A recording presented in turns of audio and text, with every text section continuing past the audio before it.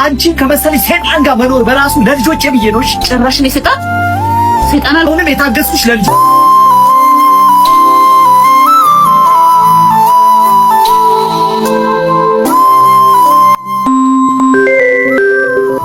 ሄሎ ሄሎ።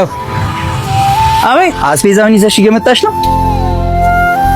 4 ሺህ ብር ሰጥተህ አስቤዛ ትመኛለህ እንዴ? ምን ማለትሽ ነው? ለልጆቹ አስቤዛ ልገዛ ነው ብለሻል እንዴ? ብር ላክልኝ ያልሽ? ለታክሲም ባልበቃኝም እንኳን አስቤዛ ልገዛ። እያሾፍሽ ነው? ልጆቹ እዚህ ራበኝ እያሉ ነው። ቶሎ ነይ። ግባና ሰርተህ ስጣቸው። እንዴት ነው የምትናገሪው? እንዴትስ ብናገር? አንቺ ስርዓት ይኑርሽ እንጂ። ባይኖረኝስ? ኧረ እባክሽ ተከበሪ። አንቺ ክብር የለሽም እንዴ? እንደ ባል ያደርጋል እንዴ? ለልጆቼ ብዬ ነው እየታገስኩሽ ያለሁት።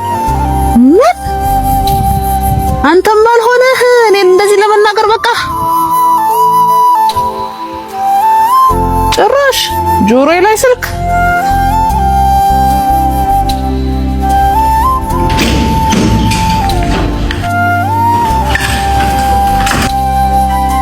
አንተ ማን ስለሆንክ ነው ጆሮዬ ላይ ስልክ? ይቅርታ መቅዲ፣ ልጆቹ ራበኝ ሲሉ ስሜታዊ ሆኜ ነው የተናገርኩት። ይራባቸው። ልጆቹን ያለ ማስራብ ስራ እኮ ያንተ ነው እንዴ?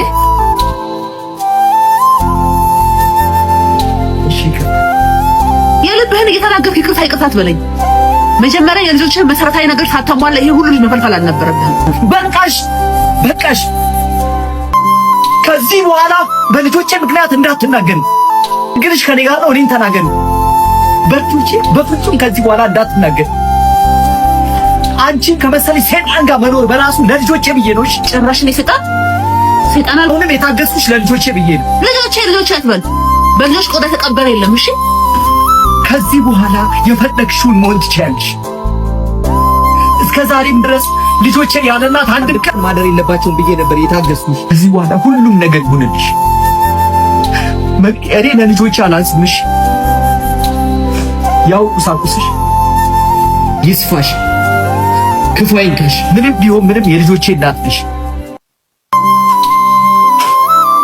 ምክንያቱም ከኔ ከአባታቸው በላይ አንቺ እናታቸው ነገ ይፈልጋል። ከፀሐይ በታች እናትን የሚተካ ምንም ነገር የለም።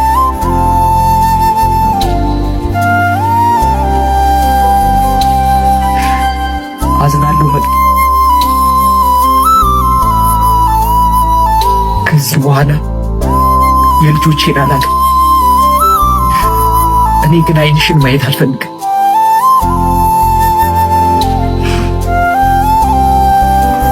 የልጅነት ልጆቼ የኔ ደስታ ፈገግታዎቼ ሲደክመኝ መጽናኛዎቼ ሲያመኝ መድኃኒቶቼ ዓለሜ ናችሁልኝ ለኔ ቋንቋ መግባቢያዎቼ እድለኛ ነኝ በሕይወት። ልጆቼን የትምህርት ቤት ውዝፍ የ3 ወር ለመክፈል ስላልሞላልኝ ቅቤ አልቋል። 5 ኪሎ ግዛ ብዬ ነበር። እሺ በርበሬ፣ ዘይት፣ አጠቃላይ የቤት አስቤዛ አልቋል። እሺ ስላልሞላልኝ ነው ትላለህ እንዴ? ምንድነው ስላልሞላልኝ? ስላልሞላልኝ ነው አልኩሽ አይደል እንዴ? ሙሉ ግቢ መከራየው የቤት ኪራይ 50 ሺህ ብር ለመክፈል ስላልሞላልኝ ነው እንዴ? ይሄንን እንኳን ሳታሟላ ትዳር ላይ መንጠልጠል አልነበረብህም። ምን ነው እንዴ? የልጆቼን የትምህርት ቤት ውዝፍ የ3 ወር ለመክፈል ስላልሞላልኝ። ሌላው ቀርቶ በዱቤ የወሰድሽውን ሁማን ሄር እና የመዋቢያ ኮስሞቲክሶች 45 ሺህ ብር ለመክፈል ስላልሞላልኝ ነው። ምን ነው እንዴ? ሰው አይደለሽ እንዴ? ሰው አይደለሽም እንዴ ያልከኝ? አሁኑኑ ፍቺ እፈልጋለሁ። አሁኑኑ።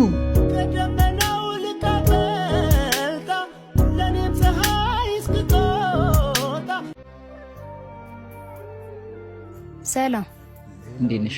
ቀብዱን ይዤ መጥቻለሁ። ቆንጆ ቁም ሳጥን እንደምትሰራልኝ አልጠራጠርም። ምንም ችግር የለም። እመቤቴ ልመናዬን ሰማሽ?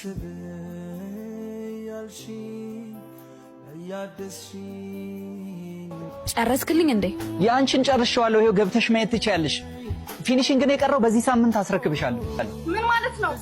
እኔ ገንዘቤ ከፍያለሁ የማሰራው ስራ ነኝ እኮ እኔም እንዳንተ በእኛ ገንዘብ እሱ ሰው ታስታግሰው የዚህ ሁሉ ሰው ቀብድ እየተቀበል አላበዛኸው? የዚህ ሁሉ ሰው ቀብድ እየተቀበል ለምን እንደዚህ ጆን ከግጋኖሽ ይጨርሰው።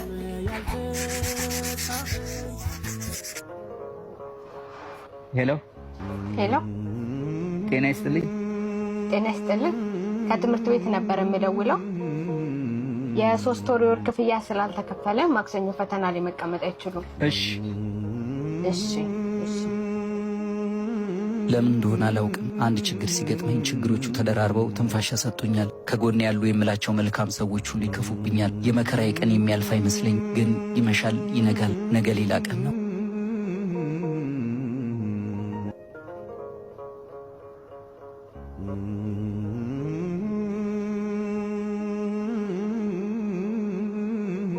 አዝናነው ዶዲ፣ በአሁን ሰዓት ይሄንን ባልል ደስ ይለኝ ነበር። ሁኔታህም ስለምረዳ የ4 ወር ቤት ኪራይ አልጠየቅኩም። ከነገ ዛሬም ትሰጠኛለህ ብዬ ጠበቅኩክ። አሁን ግን የቤት ኪራዩን ትቼ እልካለሁ። ከነገ ጀምሮ ቤቴን ለቀህ እንድትወጣ። እቃህን አሁን መሰብሰብ ጀምር። በአንተ ምክንያት ማንም ሰው መጥቶ እንዲጮህብኝ አልፈልግም።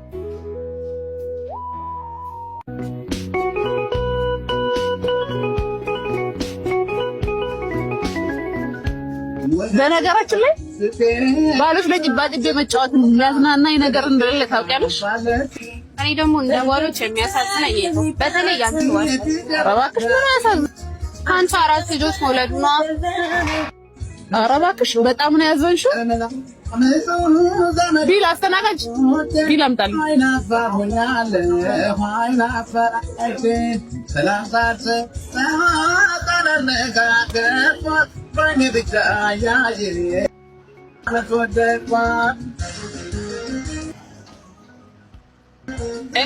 ሄሎ 4000 ብር አስገባልኝ።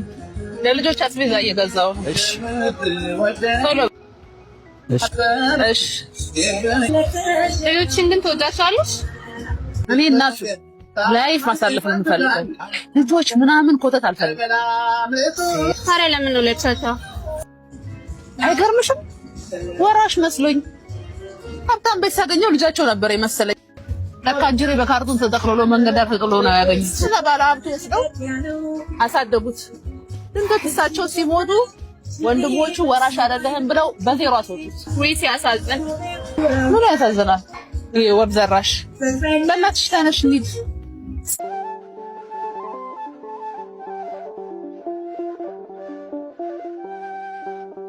ምን ነው መብራን፣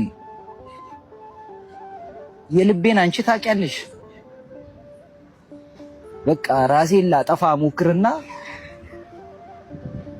ከኔ ውጪ ምንም ዘመድ የሌላቸው ልጆች ያሳዝኑኛል።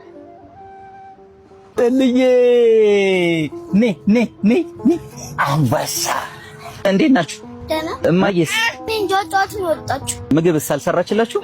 ከጠዋት ጀምሮ ምግብ አልበላንም። ምንም አልበላችሁ? በቃ ኑ እቺን ሙዝ ብሉ እስከዛ። እሺ ኑ ግቡ ኑ።